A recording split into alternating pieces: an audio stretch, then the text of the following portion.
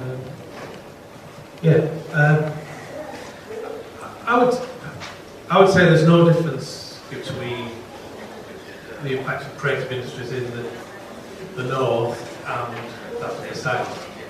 And I think, in fact, the introduction of the idea of creative industries into the development agenda from the late 90s, I think has actually brought the two agendas together.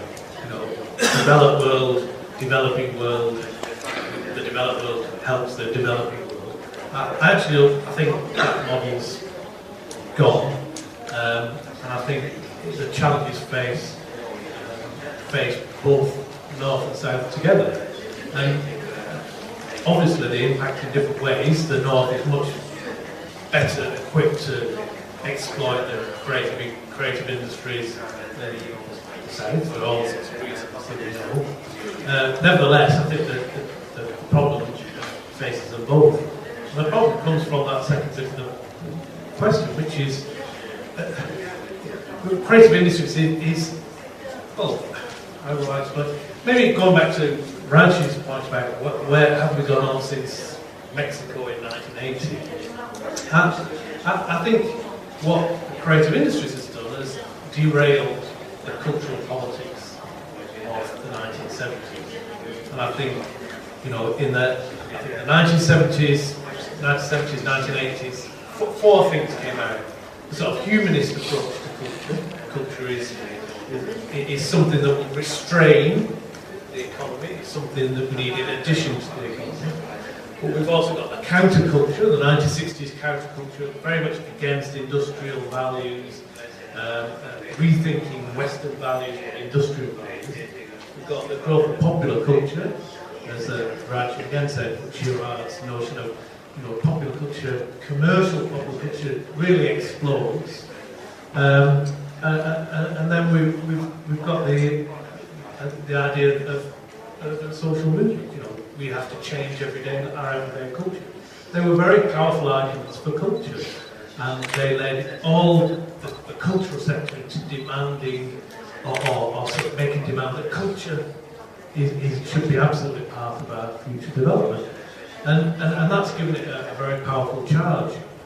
And I actually think that it had traction in two areas. It had traction in cities, that cities were going to change, post-40 cities needing culture, and cultural industries were going to, as with Encol, were going to drag us into a post-40s, a new kind of economy. And I think what creative industries did is hijack a lot of that agenda. It used the promise of culture, which it called creativity, and saw it as an input into the economy. And that's so creativity is seen as a key economic impact, and therefore creativity is good. And I think what's happened is that the cultural, social democratic, cultural constituency has gone along with that. I think it's seen as right, finally people are taking us seriously. You know, we've got culture onto the agenda, we've got creativity onto the agenda. It's going to happen anyway. That's the future, the knowledge economy, great. And I think it's time to realise now that that's not the case. That actually it's gone into a completely different direction. Because while that was happening, lo and behold, something else was happening, which was a systematic dismantling of the welfare state and the ideals underpinning that in the first place, i.e. capitalist neoliberalism. Both two words I've not heard at this conference, who actually were going in the other direction. So creative industries is not just an overemphasis on the economic, it's a systematic dismantling of the creative, of the cultural agenda, and putting it into the economy. So I think that's a very problematic for development, both in the north and the south. And it also, I think it makes the cultural sector is something they really need to think about, because unless they address it, they will become depoliticised and banal. And I think that's, again, coming back to Raj.